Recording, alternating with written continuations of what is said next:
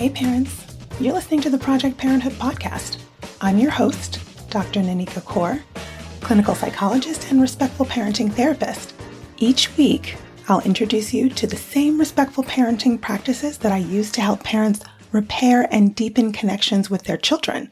You'll get tips for cultivating more parental self-compassion, more cooperation from your kids, and more joy, peace, and resilience in your relationship with them. In today's episode, I'm talking to Dr. Decoteau J, Irby, a researcher and consultant working at the organizational level to improve the lives of Black children and adults in educational spaces. You're going to hear about how having a large Black and brown representation among the students and staff in a school building doesn't in itself make for an equitable school, and what it might look like to be what Dr. Irby calls courageously confrontational in the face of inequities. Stick around till the end to learn what parents can do to help increase equity at your child's school. Decoteau J. Irby is an associate professor of educational policy studies at the University of Illinois at Chicago and founding member of Decoteau Consulting Cooperative. His life's work focuses on questions of how to create and sustain organizations that ensure Black people's self-determined well-being, development, and positive life outcomes. His academic research examines how equity-focused leadership improves Black children and youth's educational experiences and outcomes. He's the author of several books, and we talk about two of them today. A children's book called Magical Black Tears, a protest story, and his book for adults called Stuck Improving, Racial Equity and School Leadership, a case study of the progress and setbacks encountered over 5 years by leaders striving to improve racial equity in a large suburban high school. Dr. Irby uses design thinking and continuous improvement methods to help leaders and teams design and create organizations that affirm Black people. He volunteers in his neighborhood community garden and is treasurer for his local park advisory council and spends as much time as possible outdoors with his children and partner. Finally, he's the lead songwriter, guitarist, and performer for the band Decoteau Black.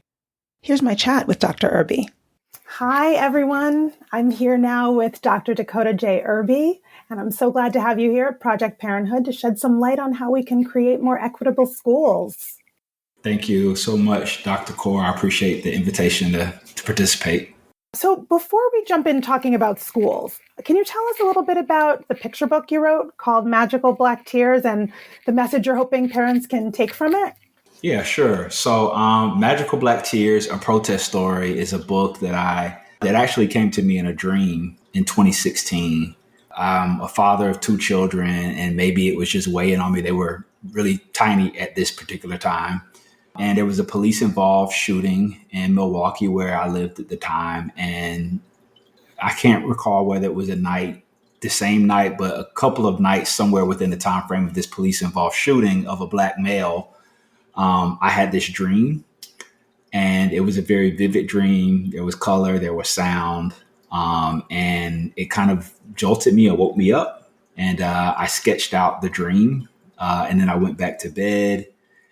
And I shared it with a few people shortly thereafter and didn't do much with it until 2020 when George Floyd was killed and Breonna Taylor and Ahmaud Marbury. And we saw the uprisings of the summer of 2020. And at that point, I was convinced that I needed to revisit this story. The story is about a family, a father, mother, 2 children. And they are in a community where there is something unusual happening in the neighborhood. At least it's unusual to the children. There's police, there's fire, and they're curious about what is happening outside. And their parents work to protect them and are asking them to come in the house and giving them this refrain, "It'll be over in the morning." The children, driven by their curiosity, are, looking out the window. And one night when the parents go to sleep, the children go out to the streets to find out what's going on. And there they discover why people are out in the streets protesting. And they also discover some magic. I don't want to give the whole book away, but they discover some magic and end up playing a role in healing their neighborhood. And I'm a person who talks about my children with a lot of things. And it was very difficult to figure out how to talk to them in an age appropriate way about what was happening in a way that was honest and truthful, but that also recognized their curiosity, right? And also was an effort to make them feel like they weren't victims. People deserve to be able to thrive in the neighborhoods and the communities that we live in. I live on the south side of Chicago in a predominantly Black neighborhood. We experienced quite a bit of damage to one of our major commercial thoroughfares about 2 blocks from our house. We had smoke coming into our home. It was a situation where we couldn't not talk to them about what was going on. I've absolutely had my child ask, why is everyone yelling? Why are they so upset? Mm-hmm. Right. And it is hard to explain. My child was much, much younger during 2020. So it was very hard to, explain what all of these things that were happening. Yeah, it was a very interesting experience. And even just to think about some of the things that they asked, or what was most devastating to them would be things like, our Burger King was, destroyed down the street, and me and my daughter would sometimes, stop in a Burger King before school and get breakfast. And, her question was like, where we go get breakfast? You know what I'm saying? I was like, there's other places, and it'll bounce back. And, just those sorts of things were at the forefront of their mind. Yeah. So they were just curious. So it doesn't offer a lot of answers, but it attempts to raise a lot of questions. Absolutely. So switching gears a bit to school equity, mm-hmm. You've spoken about how schools don't have the racial capacities or knowledge to enact equity improvements that benefit Black and Brown students. Can you explain the importance of Black and Brown people's influential presence, as you've said, and what you mean by courageously confrontational school culture? What I mean by Black and Brown influential presence is that Black and Black Brown people aren't merely present. So I distinguish influential presence from mere presence. And so, for example, you can be in an environment that is majority, numerically, a numeric majority of people of color, but there can still be an overwhelming and disproportionate amount of power and influence held by people who may not share their racial affinities, cultural affinities, and so on and so forth. And so what I argue in the book is that the mere presence of people of color is not enough, but that people of color need to be present in a way that's influential. And that can look multiple different ways. It could be in positions of leadership. It could be represented in the kind of knowledge base of a particular school community. So, for example, in the curriculum. And that's not only like the pictures of people in the book, but the stories that we tell, the histories that we bring into a particular space. And it shows up in seeing how people of color play a role in decision making, for example. And so one of the basic questions that I would look for in a school to understand whether Black and Brown influential presence is being considered would be, even, for example, in a predominantly white school, if they're, pushing through a particular policy or making a change, have they thought about the perspectives and sought out the perspectives of people of color? And so that, I argue, is Black and Brown influential presence, and is really important because, number one, it speaks to the importance of having influence, even when there is a numerical representation. And it also speaks to the ability for the influence to be present when there's a relatively lack of representation, physical representation, because people can still seek out perspectives, ideas, knowledge, so on and so forth to make decisions. And the other one is what I call a courageously confrontational school culture. And this is make the distinction between a congenial culture where people are just nice and come to work and come to school to kind of get along.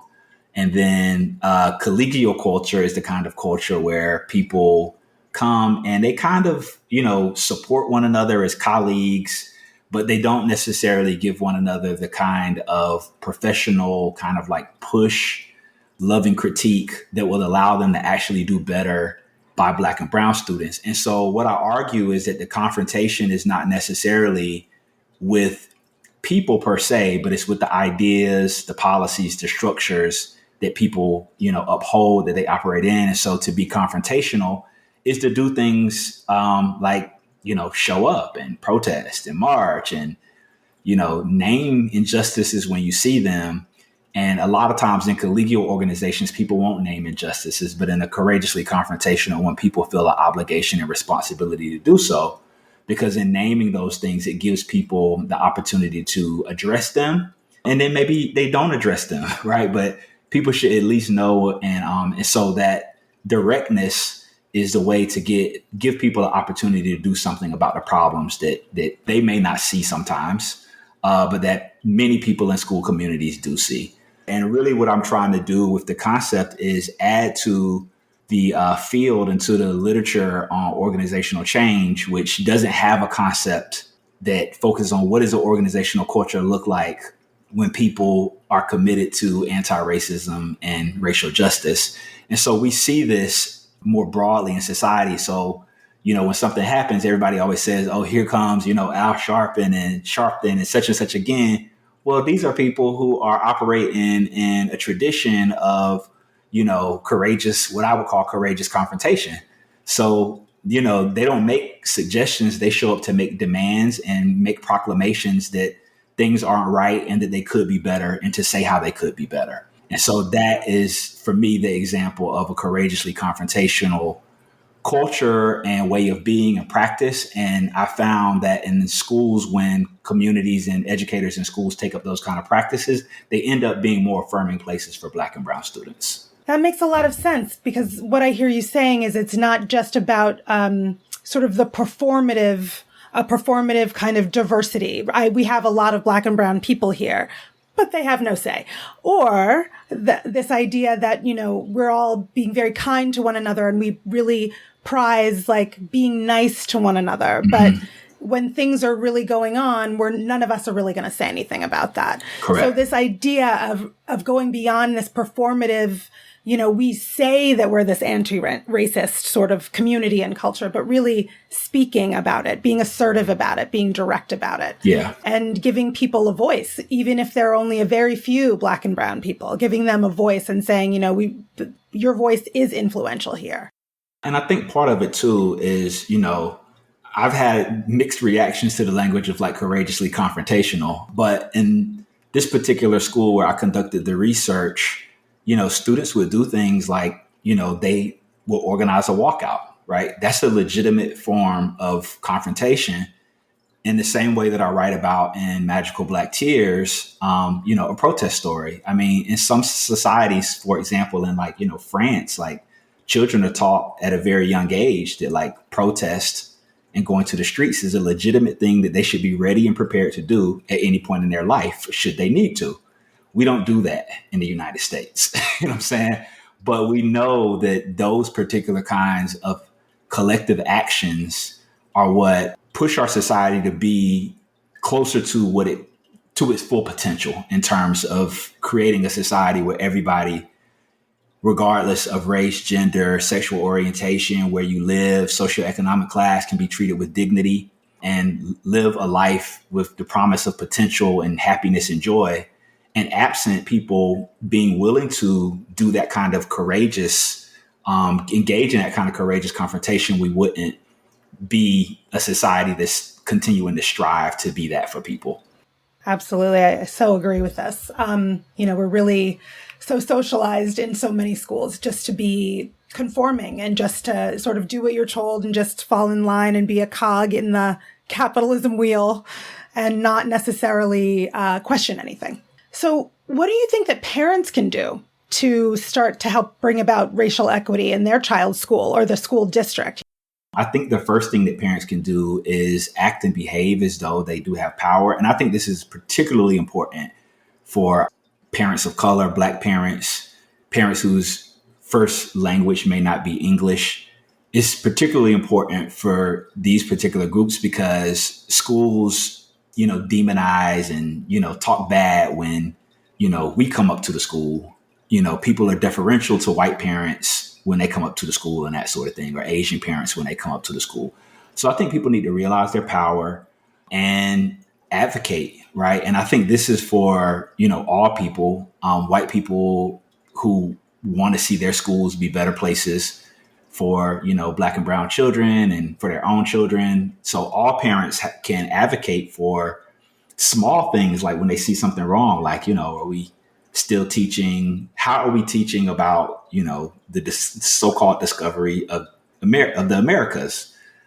This is something that, my daughter talks to me often about, like, you can send a note or you can call the teacher and say, wait a minute, like, y'all still teaching this in 2022?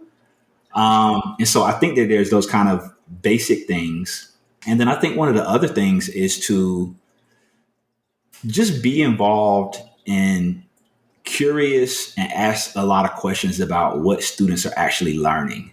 I think one of the things that I always like to remind parents is that we should be more, and maybe some people might say but I would say more concerned about what students are learning than we are about like their grades, because oftentimes their grades don't reflect, they aren't an accurate measure of what they're learning. Oftentimes the grades are a reflection of their students' willingness to be compliant, as well as for the parents' willingness to be compliant through like homework and carving out, 2 hours of homework time when that could be spent, an hour and a half of that ideally could be spent with families talking and having dinner and cooking together and that sort of thing. And so the homework grade is low. And so the overall grade is low.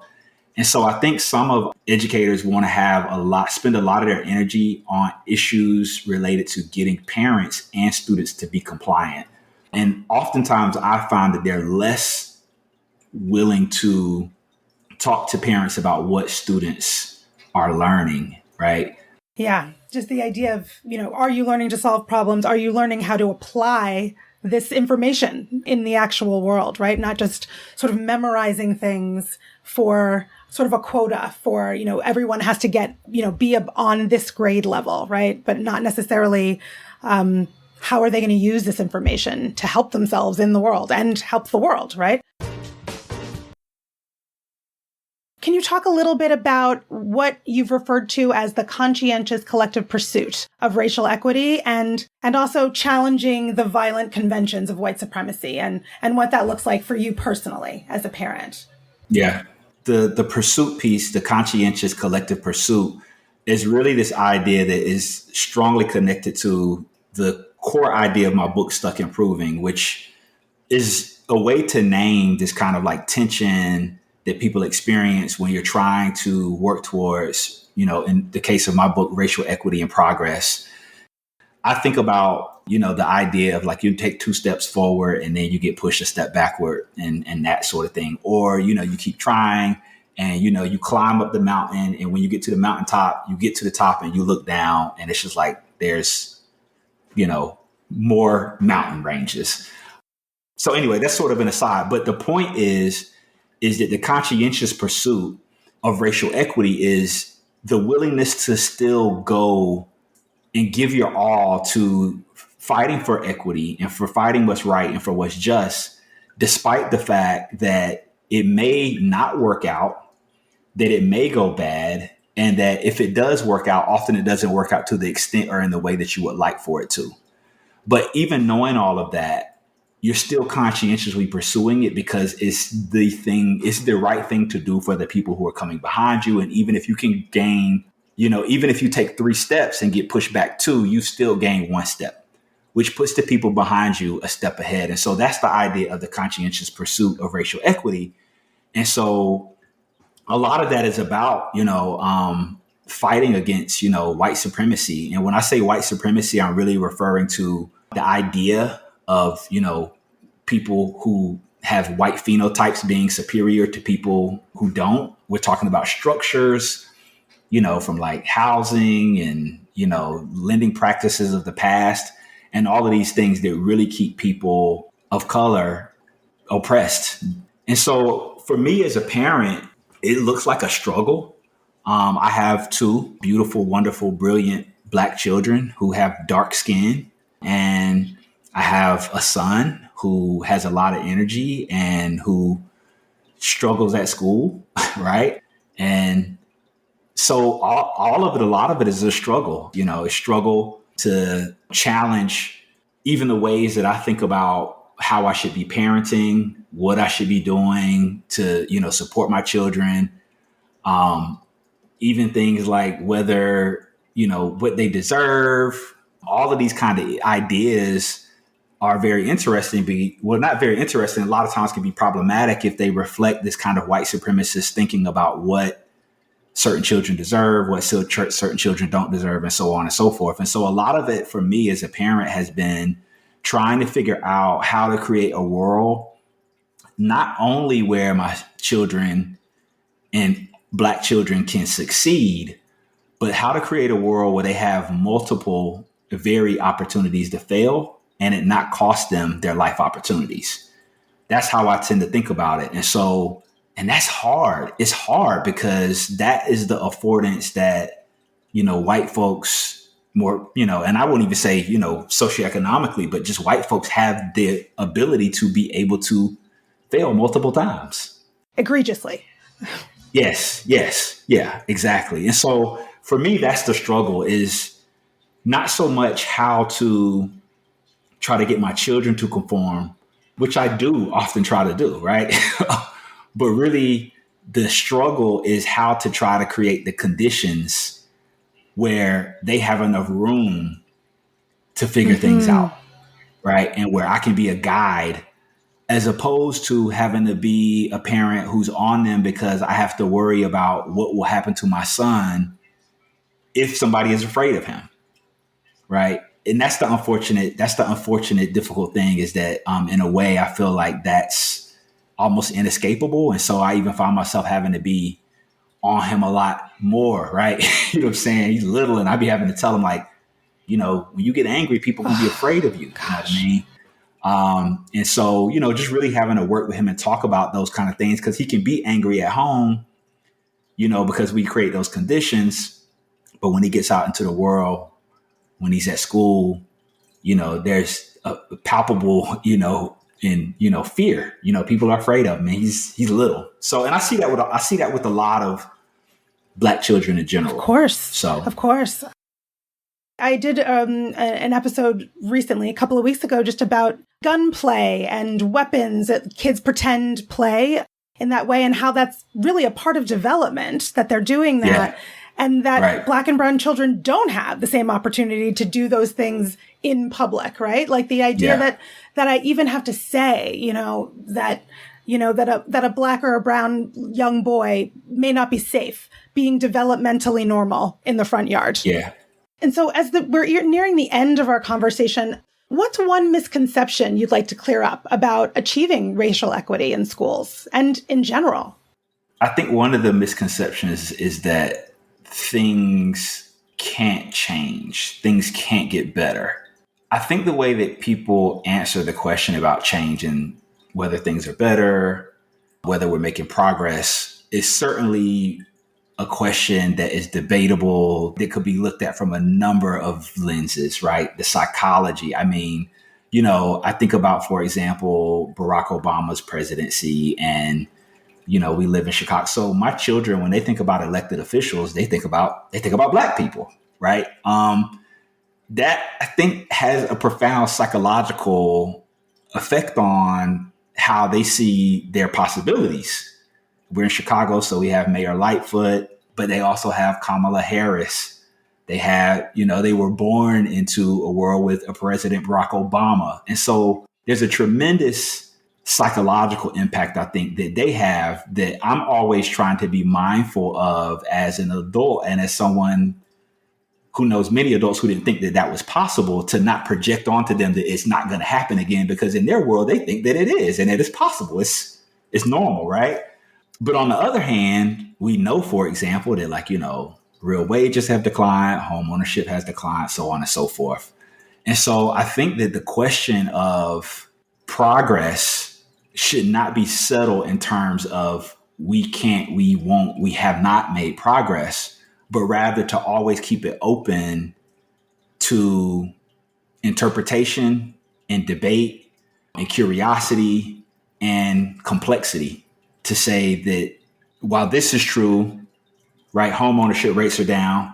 It's also true that, young people, think about the world in these particular kinds of ways. They think about mutual aid and cooperatives and collectivism in a way that in the 80s when I was growing up, I didn't think about none of that, And I think that the shift and change in what young people see as possible is a tremendous resource to understand where we might be headed. Mm-hmm. What young people think is possible. That does inspire hope. Right. In these sometimes hopeless times. So lastly, what's one thing you want listeners to walk away with from our conversation and from your work? In light of this conversation, I think a couple of things. One, that, the unfortunate reality, sometimes I feel like I'm very bleak, but the unfortunate reality is that, to make the world that we want to see for our children requires us to struggle on their behalf. I'm a person, even when I work with teenagers and young people, I'm always mindful of trying to preserve as much of their kind of like childhood, not necessarily just like innocence, but like opportunity to be silly and to be children. And I think that requires adults' willingness to take on a role of struggling on their behalf and when necessary with them. And I'll always kind of tell people like, choose your fight, choose your struggle, right? Whether that's there's always one, whether it's, getting your children to comply, to do their homework, to get that grade, or whether it's to go to the school and say, my child's grade is not a reflection of what they're learning because they know this stuff, right? Both of those require a different kind of struggle.